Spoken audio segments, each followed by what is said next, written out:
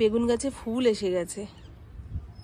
শীতের আমেজ এখনো আসেনি, তবে বেলা ছোট হয়ে গেছে। একটু তাড়াতাড়ি ঘুম থেকে উঠতে না পারলে সময়ের সঙ্গে তাল মিলিয়ে কাজ করতে পারবো না। আবার কনকনে শীতে কম্বলের নিচ থেকে তো বেরোতেও ইচ্ছা করবে না গো, কত সমস্যা। সারাদিন মন ভালো রাখার জন্য সকালের এই মিঠে রোদটা গায়ে নেওয়া খুব জরুরি। তাই ভাবছি এখন শীতের বেলা একটু সকাল সকাল ঘুম থেকে উঠে কাজকর্ম সেরে 10 থেকে 15 মিনিট গায়ে রোদ নেব। অবশ্য মানুষ যতটা ভাবে কাজে ততটা করতে পারে না। আর সকাল সকাল ঘুম ভেঙে গেছে বলে এত লেকচার মারছি। মাথা যা যন্ত্রণা করছিল কালকে, ওরে বাবা, মনে হয় গদা দিয়ে পেটাচ্ছে, এক্ষুনি মানে শিরা ফিরা ছিঁড়ে যাবে। দুপুর থেকে রাত 12টা পর্যন্ত বিশাল জোরে জোরে গান চলেছে। কালকে মানে ভাসানো হয়ে গেছে জগদ্ধাত্রী ঠাকুর। এখন বাঙালি, বিহারি, মুসলিম যে কোনো জাতির উৎসব অনুষ্ঠানে দেখবেন জোরে জোরে গান চালানো আর ডিজে বাজানো, এই হয়ে গেছে নিয়ম। এতে যে চারপাশের মানুষ অতিষ্ঠ হয়ে যায়। উৎসব মানে কি, শেষ হয়ে গেলে মন খারাপ হবে, ইস আর 2 দিন হলে ভালো হতো। কিন্তু যা গান চালাচ্ছে মনে হয় বাবা রে কবে শেষ হবে, কবে শেষ হবে, নিতে পারছিলাম না।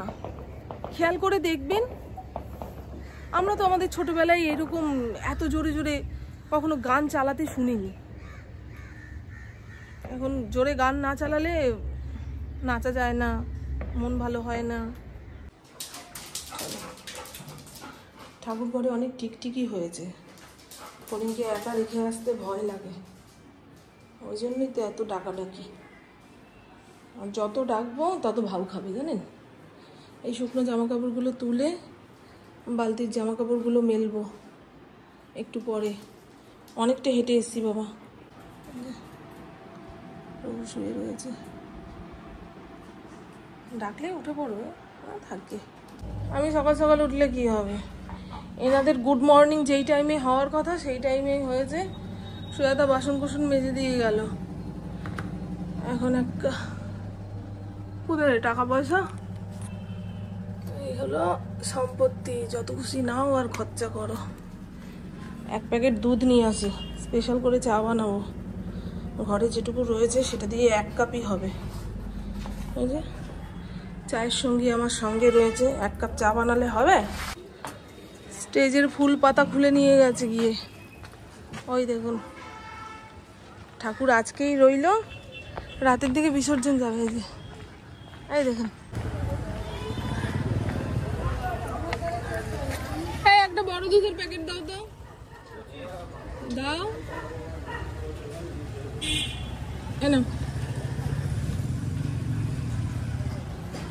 মাছালা মাসির কাছে কি মাছ রয়েছে বাবা, ভালো পাহারাদার রেখেছো গো সাইডে। এই যে সমস্ত মাছ রয়েছে, দাও দাও দাও তাড়াতাড়ি, ঠান্ডা দুধের প্যাকেট ধরে থাকতে পারছি না। ওয়াশিং মেশিনে 1 লট কাচতে বসিয়েছি, আগের গুলো মেলতে পারলাম না, আবার 1 লট কাচতে বসিয়েছি। এই তো চটপট চটপট করে কাজ সেরে ফেলবো। গতকাল প্রভুকে চা করতে দিয়েছি, এই চায়ের পাতিলের মধ্যে আরো একটা পাতিল ছিল, সেই শুদ্ধ বসিয়েছে, চা আর ফোটে না। ওমা দেখো চা ফুটছে না, ওমা দেখো কিছুই হচ্ছে না। আমি আর আড়িস্য করে উঠে আসলাম না। তারপরে যখন চা ছাকতে গেছে দেখে এর উপরে আরেকটা পাতিল ছিল। ভাবতে পারছেন কতটা আনখেয়াল। এই জন্য তো রান্নাঘরে আসতে দিতে চাই না। কতবার বলেছি, কুকু টিউশনে যায়, এদিক ওদিক থাকে, আমার নাম্বারটা সেভ করে নেবে, দরকার পড়লে ওখানেই ফোন দেবা। আমার মা এখনো পর্যন্ত ফোনে আমার গলা চিনতে পারে না, বুঝতে পারেন, ধরেই বলবে কে। 5 মিনিট ধরে নিজের পরিচয় দাও, তারপরে মা কথা বলবে। এই তারপরে চাটা ফুটলে ছেঁকে চুকে নিয়ে আমার মুখের সামনে ধর, ভাল লাগছে না, খুব মাজা কোমর ব্যথা করছে। গণেশের ছবিটা 14 বার পড়লো, ঠিকঠাক আটকানো হচ্ছে না। এই নাইটিটা কাউকে দেওয়ার জন্য রেখেছি, আমার প্রভু সেইখান থেকে বের করে নিয়ে পড়লো। ওর হাজার থাকতেও মায়ের নাইটি গায়ে লাগে। প্রচন্ড অসুস্থ ফিল করছি বন্ধু, ভেতর থেকে দুর্বল ফিল করছি। এই এক জগ জল আনতে গিয়ে জিভ ঠিপ বেরিয়ে যাচ্ছে, এরকম অবস্থা। চোখ মুখের অবস্থা কি বলি, নিজের কাছে নিজের চোখ মুখই ভালো লাগছে না। আপনাদের সামনে কি এসে দাঁড়াবো আর কি বলবো। ভালো লাগছে বন্ধু। আমার বাড়ির লাইট এখনো খোলা হয়নি, ইন্দ্র জ্বালাচ্ছে না দুদিন ধরে, বলে দূর উৎসব শেষ হয়ে যাচ্ছে, আমার বাড়ির লাইট জ্বলবে। ইন্দ্রকে কতবার রিকোয়েস্ট করেছি, ইন্দ্র গো ঘরের কোনো কাজ করো বা না করো, ওপরের ঘরে এক জগ জল আর 2টো বোতল ভরে রেখো। ভাত ঠাত বেড়ে যখন ওপরের ঘরে আনি দেখি জল নেই, তখন যাই রেগে, খাওয়ার মজা অর্ধেক শেষ। কে কার কথা শুনবে বলুন তো, আমার কথা শোনার মতো লোকের অভাব।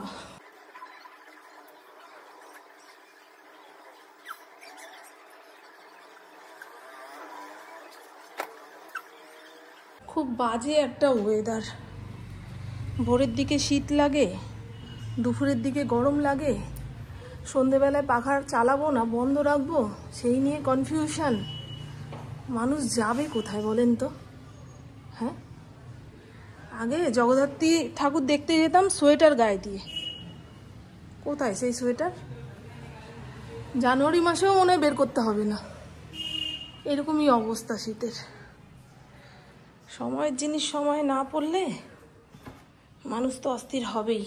চলো বাবা, ফ্রিজে একটু পালং শাক ছিল, আর 2 দিন রাখলে দড়ি হয়ে যাবে, তাই মূলোর সঙ্গে পালং শাকটা ভেজে ফেলবো 1 পদ, আর আলু বরবটি ভাজা। বরবটিগুলোর কি হাল গো, এই বরবটিগুলো খেতে ভালো হয় না, একদম সরু সরু তাজা যে বরবটিগুলো সেগুলো ভালো। বিচ্ছিরি, সবে 1টা বাজে, 2টোর সময় পড়তে যাবি বললি? এই দেখুন, এই ম্যাক্সিগুলো বাতিল করেছিলাম কাউকে দিয়ে দেবো বলে, আমার প্রভু সেখান থেকে টান দিয়ে নিয়ে বের করে গায়ে দিল। মূলো দিয়ে পালং শাক ভাজার জন্য মূলোটাকে জিরি করে কেটে ধুয়ে লবণ হলুদ মাখিয়ে রাখলাম, ভেতরে যে তিতকুটে ভাবটা রয়েছে সেটা বেরিয়ে যাবে। এখানে অনেকটা পরিমাণ রসুন কুচিয়ে নিয়েছি, কাঁচা লঙ্কা কুচিয়ে নিয়েছি, আর পালং শাকটাকে লবণ জলের মধ্যে চুবিয়ে রাখলাম যাতে বিষাক্ত পদার্থ বেরিয়ে যায়। তো চলুন, এখানে কড়াই বসিয়ে দিয়েছি। টুকটাক সবজি বেঁচে গেলে নতুন একটা রান্না আবিষ্কার হয়ে যায়, তাই না? এ আমাদের ঠাকুমা জেঠিমার আমল থেকেই হয়ে এসছে, কিছু ফেলানোর নেই, ফেলতেই মায়া। তেলের মধ্যে ফোড়ন দেব কালো জিরে আর একটা শুকনো লঙ্কা। আমার বহু রেডি হয়ে গেছে। আগে থেকে কুচিয়ে রাখা রসুন কাঁচা লঙ্কা এর মধ্যে দিয়ে দেব। রসুনটা একটু ভাজা হয়ে গেলে আগে থেকে কুচিয়ে রাখা মূলোটা এর মধ্যে দিয়ে দেবো। মূলোটা তেলের মধ্যে একটু নেড়ে চেড়ে নিয়েছি, এবারে ধুয়ে রাখা পালং শাকটা এর মধ্যে দিয়ে, শাক ভাজা যেমন হয় সেরকম ভাজা ভাজা করেই নামাবো। দেখা যাক কতটা কি হয় না হয়, পুড়ে না যায়। ইন্দ্রকে যে বলবো একটু নাড়ো, দেখো পারেই না। এই হলো পুকুর দুপুরের খাবার, অল্প একটুই ভাত। পুকুর রেডি হয়ে নিয়েছে। এই হলো কালকের ডাল, ইন্ডোর হয়ে গেলেই হবে। আমি অত ডাল ফাল দিয়ে ভাত খেতে ভালোবাসি না, একটু শুকনো শুকনো হলেই ভালো হয়। পালং শাক মূলো দিয়ে ভাজা। আমার খিদা পেয়ে গেছে, বুক দাবিয়ে দাবিয়ে দেখছে ঠিক কোন জায়গায় ব্যথা। আর এই হলো আলু বরবটি ভাজা, ফড়িংকে খেতে দিইনি, পুরোপুরি 1:30টাও বাজেনি। কড়াই এখনো গরম, তার আগেই যদি ঘরের লোক বলে খিদা পেয়েছে খেতে দাও, রান্নাঘরের সামনে দাঁড়িয়ে থাকে, মাথা ঠিক রেখে কাজ করা যায় না গো। পুবুকে দিয়ে সেই বাড়িতে আসবে, কিন্তু তো এসে ধীরে সুস্থে খাও না। এখন মেয়েটাকে নিয়ে বেরোবে, তার তারা, তাড়াতাড়ি খাবে সেই তারা, ভাব।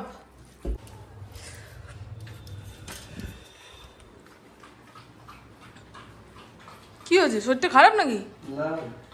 চোখ মুখ ওরকম টান টান করে রয়েছ, কেমন যেন করছো, ভুরু কোচকাচ্ছ, ভুরু তুলছো, বুকের মধ্যে আঙুল দিয়ে চাপছো, ব্যথা করছে নাকি বুকে?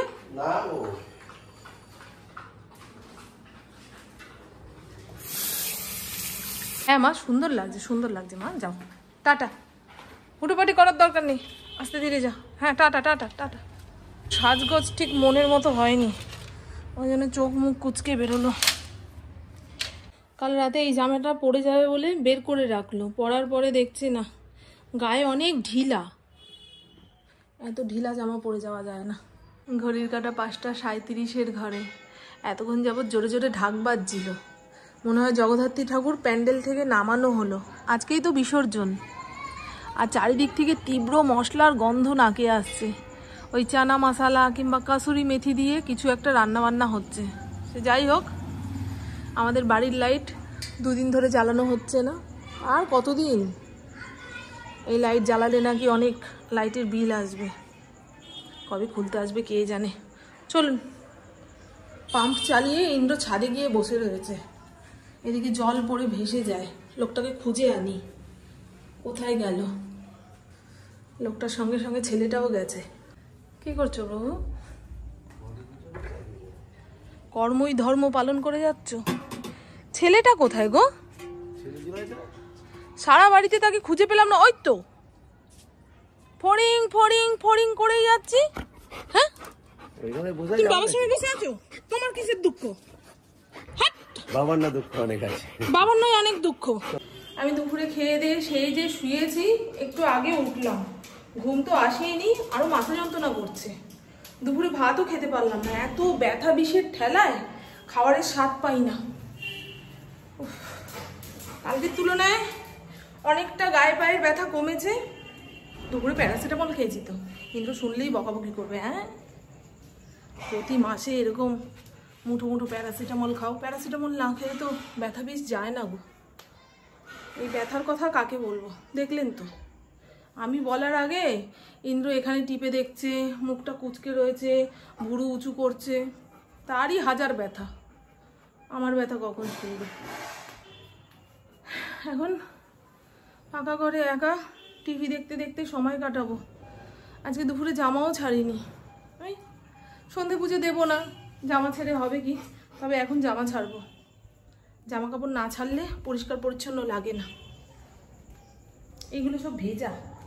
স্নান ধান করার পরে হাতে পায়ে মুখে এত টান ধরবে মনে হচ্ছে আমরা খসে পড়লো, কিন্তু বিকেলের পরে দেখুন তেল চ্যাট চ্যাট করছে।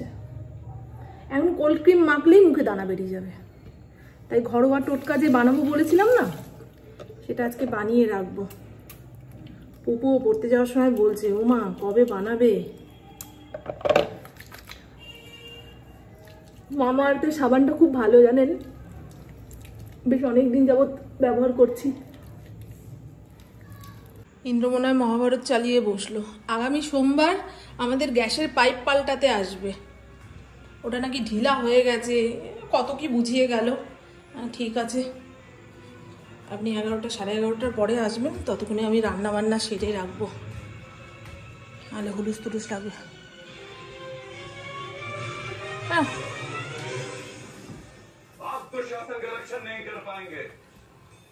কি বললাম বন্ধু? কাল রাতে মহাভারত দেখতে এসেছিল, এত মাথা যন্ত্রণা করছে। আমি আগে টিভি বন্ধ করো, নাহলে আমি রেগে গেলে ঘরে কুরুক্ষেত্র শুরু হবে। চলে গেছে, এখন আবার চালিয়ে বসলো। দুঃশাসন মরবে আজকে।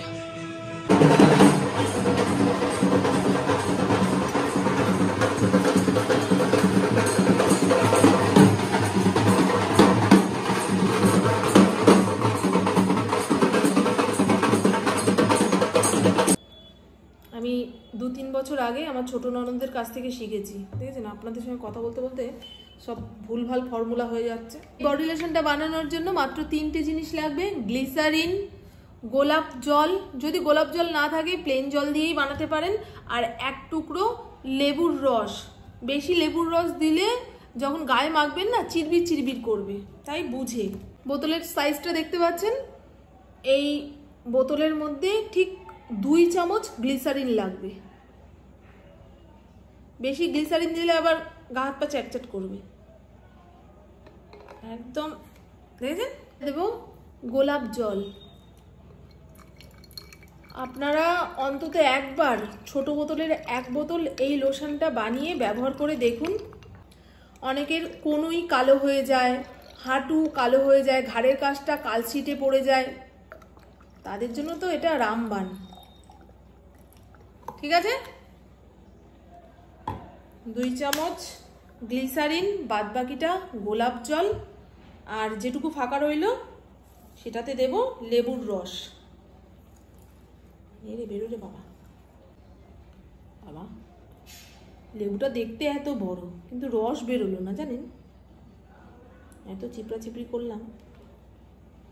এই দেখুন 1/2 চামচের মতো লেবুর রস। বললাম বেশি লেবুর রস দিলে গা হাত পা চিটবিট চিটবিট করবে। হয়ে গেছে।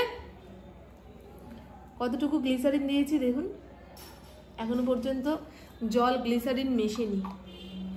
এবারে ঝাঁকিয়ে ঝুঁকিয়ে মিশিয়ে নেব। রেডি হয়ে গেল শীতকালের রামবাণ লোশন।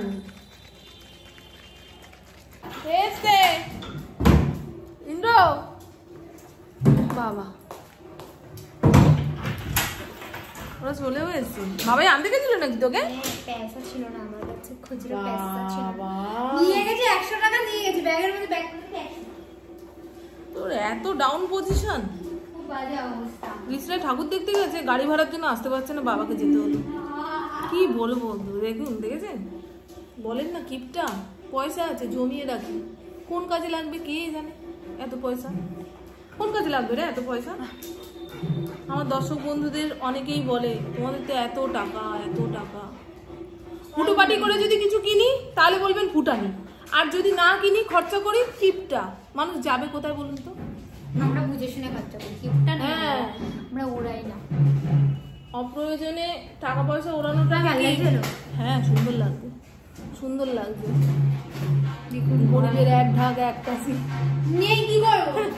এই কুর্তিটা কিনেছি যে মানুষের চোখে যতক্ষণ না পচবি ততক্ষণ এই কুর্তি ছাড়বি। চলুন বন্ধু, টাটা টাটা টাটা। আমার মেয়েটা এসে গেছে, চিন্তা ভাবনা চলে গেছে। বাবাই রাস্তাঘাটে কিছু খেয়েছিস নাকি? ও তাহলে রুটি করবো, খাবে রুটি? ওই দেখছি একটা। আরে দুটো করো, হাফ হবে, হাফ একটা ইয়েতে চলেছি। হ্যালো ঠাকুর এসে কালকে থাকবে না, আমার আবার ঠাকুর দেখতে যাইনি, মাকে মিস করছিলাম, প্রতি বছর মায়ের সাথে যাই। হ্যাঁ আমি আর কুকু যাই চলিস, আমার শরীরটা আরো খারাপ। কি রে আসা না আজকে। রাতে ভাত খাওয়ার জন্য কিছু একটা বানাতে হবে। আলু সয়াবিনের তরকারি বানিয়েছি বেশ ঘি গরম মশলা দিয়ে। আর পুপু কাল কলেজে যাবে, টিফিনের জন্য চাউমিন সেদ্ধ করে রাখলাম, আর যা সবজিপাতি দেবো সেটা কেটে কুটে রাখলাম। পেঁয়াজটা ভুল করে কেটে ফেলেছি, পেঁয়াজ এত আগে থেকে না কেটে রাখাই ভালো সবাই বলে। চলো এটা এবারে ফ্রিজে রাখি।